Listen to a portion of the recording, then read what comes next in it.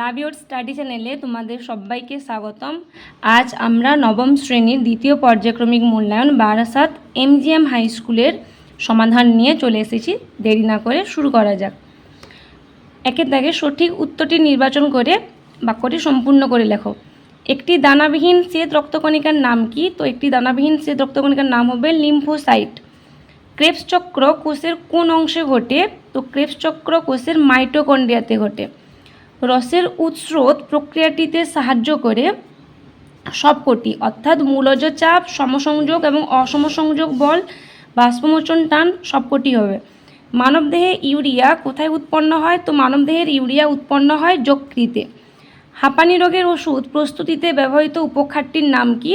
ডাটুরিন। অভিস্রবণ প্রক্রিয়ায় কোন পর্দার প্রয়োজন? তো অর্ধভেদ্য পর্দার প্রয়োজন।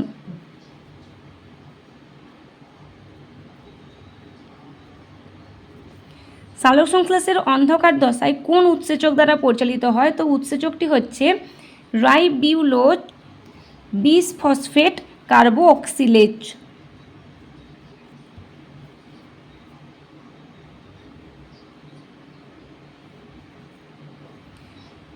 হৃৎপিণ্ডের কোন অংশে মহাশিরা যুক্ত থাকে? তো হৃৎপিণ্ডের ডান অলিন্দে।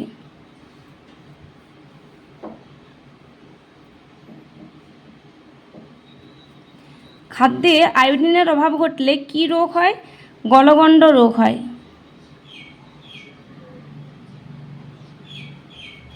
সত্য মিথ্যা নিরূপণ করো। মানব হৃৎপিণ্ডের বাম নিলয়ের সঙ্গে মহাধমনী যুক্ত থাকে। তো সত্য। চেপ্টাকৃমি রেচনাঙ্গ হচ্ছে নেফ্রিডিয়া। মিথ্যা। রক্ততঞ্চনে সাহায্য করে থ্রম্বোপ্লাস্টিন নামক প্রোটিন। সত্য। অস্থিসন্ধিতে অস্থির ঘর্ষণজনিত ক্ষয় থেকে রক্ষা করে সেরিব্রোস্পাইনাল ফ্লুইড। মিথ্যা। বাম স্তম্ভের সাথে ডান স্তম্ভের ম্যাচিং করতে হবে, সঠিক জোড়াটি নির্বাচন করতে হবে। তো মাইটোকন্ড্রিয়া হচ্ছে ক্রেবস চক্র। নেফ্রন হচ্ছে বৃক্কের গঠনগত এবং কার্যগত একক। আর গ্রানাতে কি হয় না, গ্রানাতে আমাদের আলোক দশা সম্পন্ন হয়।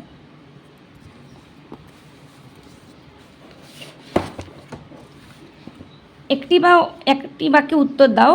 প্রশ্বাস প্রক্রিয়ায় সাহায্যকারী একটি পেশির নাম কি? তো পেশিটা হচ্ছে ইন্টারকস্টাল পেশি।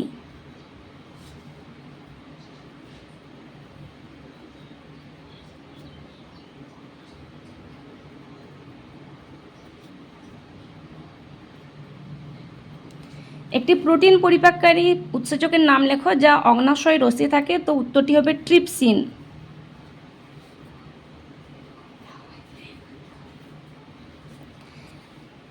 তিনের দিকে প্রশ্ন, ক্রেবস চক্রকে টিসিএ চক্র বলে কেন? এর উত্তরটি রায়মার্টিন সহায়িকার 293 পৃষ্ঠাতে রয়েছে। ক্রেবস চক্রে প্রথম উৎপাদিত জৈব অ্যাসিডটি হচ্ছে সাইট্রিক অ্যাসিড। এ কারণে ক্রেবস চক্রকে সাইট্রিক অ্যাসিড চক্রও বলা হয়। ক্রেবস চক্রে প্রথম উৎপন্ন জৈব অ্যাসিডটি হচ্ছে সাইট্রিক অ্যাসিড। এই সাইট্রিক অ্যাসিডে 3টি কার্বক্সিল গ্রুপ বর্তমান থাকে। তার ফলে ক্রেবস চক্রের আরেক নাম হচ্ছে টিসিএ চক্র। ব্যাপন এবং অভিস্রবণের মধ্যে দুটি পার্থক্য লেখো। পার্থক্যটি রায়মার্টিন সহায়িকায় 268 পৃষ্ঠাতে রয়েছে।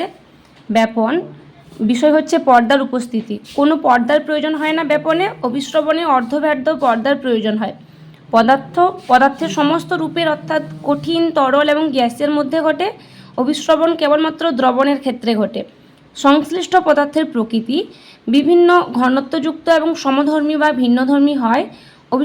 অভিস্রবণে ভিন্ন ঘনত্বযুক্ত এবং অবশ্যই সমধর্মী হয়। সঞ্চারণ সক্ষম অণু দ্রাবক ও দ্রাব অণু সঞ্চারিত হয়, কেবলমাত্র দ্রাবক অণু সঞ্চারিত হয়। সঞ্চারণের অভিমুখ বেশি ঘনত্বযুক্ত স্থান থেকে কম ঘনত্বের দিকে সঞ্চারিত হয়, আর অভিস্রবণে কম ঘনত্বযুক্ত স্থান থেকে বেশি ঘনত্বের দিকে সঞ্চারিত হয়। পরবর্তী প্রশ্ন, উদ্ভিদ রেচন পদার্থ গঁদের দুটি অর্থকরী গুরুত্ব লেখো। এর উত্তরটি রায়মার্টিন সহায়িকার 365 পৃষ্ঠাতে রয়েছে। অর্থকরী গুরুত্ব হচ্ছে কাগজ শিল্প, কাষ্ঠশিল্প ও বই বাঁধাই শিল্পে কাজে লাগে। 2 নম্বর ছাপার কালি তৈরিতে ব্যবহৃত হয়। 3 নম্বর ওষুধ তৈরির সময় অপদ্রব্য রূপে কাজে লাগে। আর 4 নম্বর জোলা, প্রসাধনী সামগ্রী এবং লজেন্স তৈরিতেও গঁদ কাজে লাগে। শক্তির মুক্তি ও রূপান্তরে শ্বসনের তাৎপর্য ব্যাখ্যা করো। এই উত্তরটি তোমরা রায়মার্টিন সহায়িকায় 286 পৃষ্ঠাতে পেয়ে যাবে। শক্তির মুক্তি ও রূপান্তর, শ্বসন প্রক্রিয়ার সাহায্য খাদ্য মধ্যস্থ শৈস্তিক শক্তি গতিশক্তি রূপে মুক্ত হয়। এই শক্তির কিছুটা অংশ এটিপির মধ্যে আবদ্ধ হয় এবং এনার্জি কারেন্সি রূপে ব্যবহৃত হয়। 2 নম্বর, উৎপাদিত শক্তি জোনাকি এবং গভীর সমুদ্রে প্রাণীর দেহে যেমন সেপিয়া, ললিগো প্রভৃতি জৈব আলোতে রূপান্তরিত হয় এবং আলো বিকীর্ণ করে। 3 নম্বর, ইলেকট্রো রে মাছের দেহে উৎপাদিত বিদ্যুৎ ও শ্বসনে উৎপাদিত শক্তির রূপান্তর বিশেষ। পরবর্তী প্রশ্ন, পেরিকার্ডিয়াম কি, এর কাজ কি? তো হৃৎপিণ্ডকে ঘিরে যে পাতলা পর্দার আবরণ থাকে তাকেই আমরা পেরিকার্ডিয়াম বলি। পেরিকার্ডিয়ামের কাজ হচ্ছে হৃৎপিণ্ডকে স্বতন্ত্রতা দান করা, হৃৎপিণ্ডকে বাহ্যিক আঘাত থেকে রক্ষা করা, হৃৎপিণ্ডকে বেশি প্রসারিত হতে বাধা দেয়। আর পেরিকার্ডিয়ামের উপস্থিত তরল হৃৎপিণ্ডের স্বতঃস্ফূর্ত সংকোচন ও প্রসারণে সাহায্য করে। এই উত্তরটি 352 নম্বর পৃষ্ঠাতে আছে। হিমোসিল কাকে বলে? কোন প্রাণীদেহে হিমোসিল দেখা যায়? তো হিমোসিল, এই উত্তরটি আছে 350 নম্বর পৃষ্ঠায়। অমেরুদণ্ডী প্রাণীদের দেহে গহ্বরে রক্ত প্রবাহিত হয়, তাকেই আমরা হিমোসিল বলি। কোন কোন প্রাণীদের দেখা যায়? না আরশোলা, চিংড়ি প্রভৃতি সন্ধিপদী প্রাণী এবং শামুক, ঝিনুক প্রভৃতি কম্বুজি প্রাণীদের হিমোসিল দেখা যায়।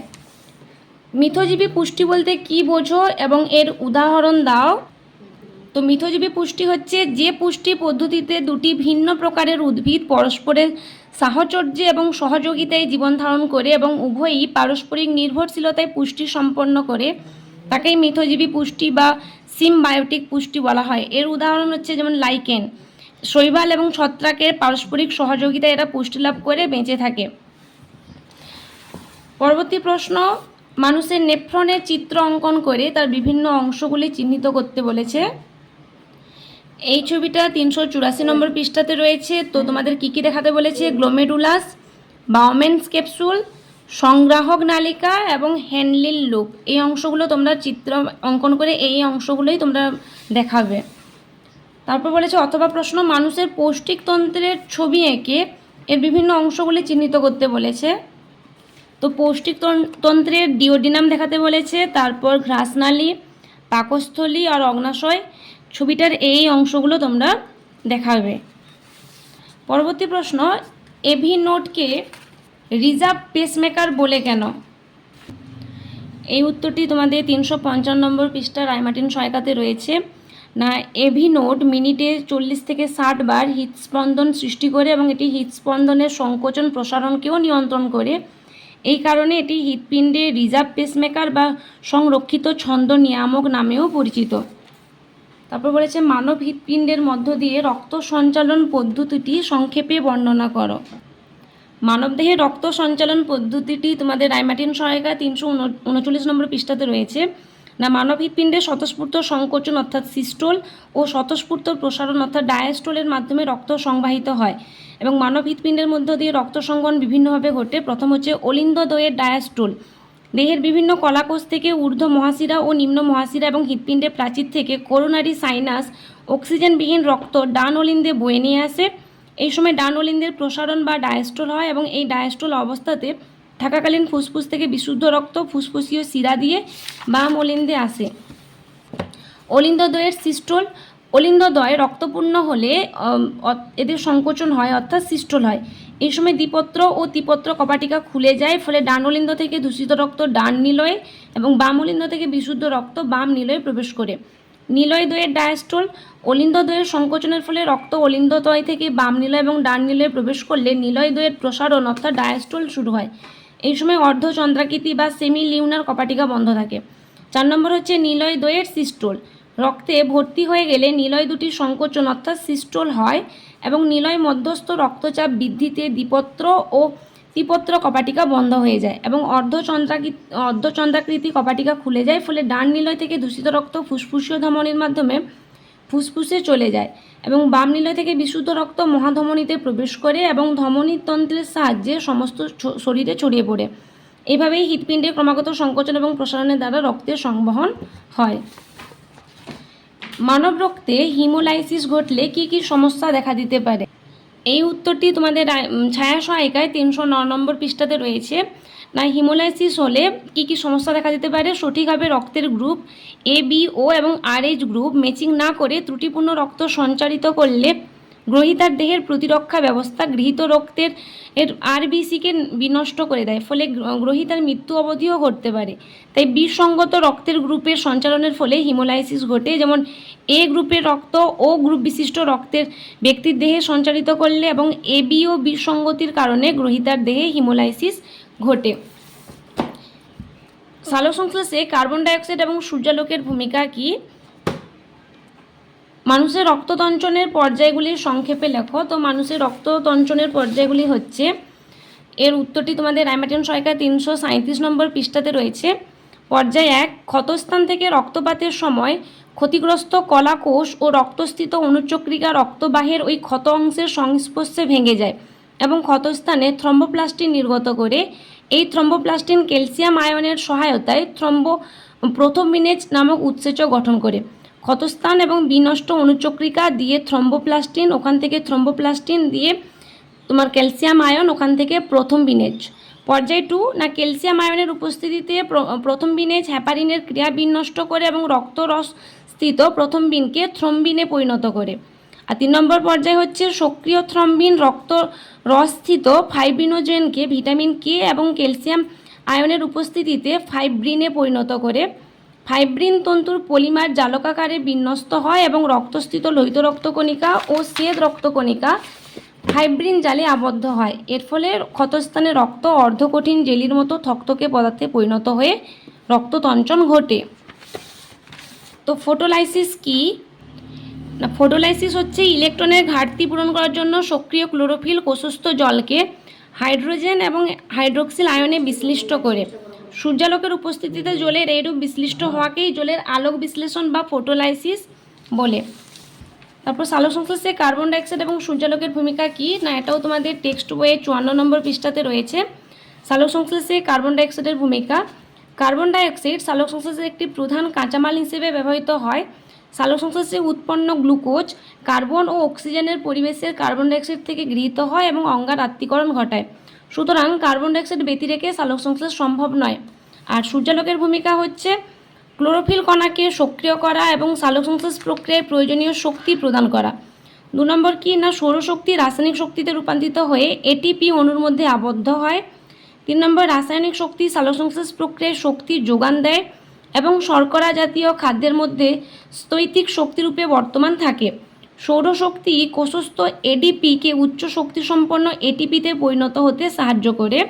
সালোকসংশ্লেষের সময় এডিপি থেকে এটিপি উৎপন্ন হওয়াকেই ফটোসিনথেটিক ফসফোরাইলেশন বলা হয়। অথবা প্রশ্ন, সালোকসংশ্লেষের অন্ধকার দশাটি শব্দচিত্রের সাহায্যে উপস্থাপিত করো। এই উত্তরটি তোমাদের রায়মার্টিন সহায়িকা 215 নম্বর পৃষ্ঠাতে রয়েছে। তোমরা এই চিত্রাকারে এই ছকটা তোমরা করে নেবে, স্ক্রিনশট করে নিও।